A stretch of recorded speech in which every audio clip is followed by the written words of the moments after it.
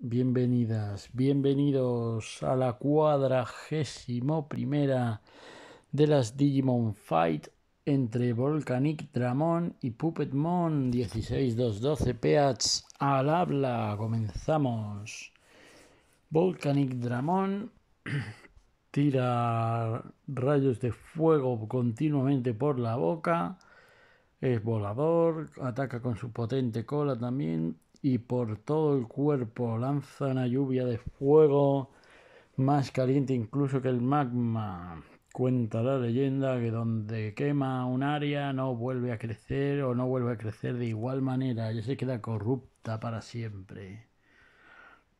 Puppetmon, la marioneta, tiene la nariz taladro como ataque, pero evidentemente tiene que estar a muy corta distancia. El martillo ametralladora, la que lanza disparos continuos.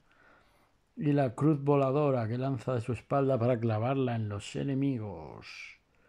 ¿Cuál de estos dos malvados Digimon sería el ganador? Espero sus votos. Muchas gracias. Hi and welcome back again. This is 16 to 12 Pet speaking.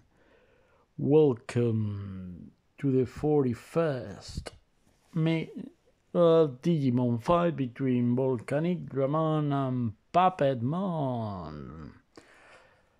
Let's start. 16 to 12 Pet speaking. Volcanicdramon throws fire through his mouth.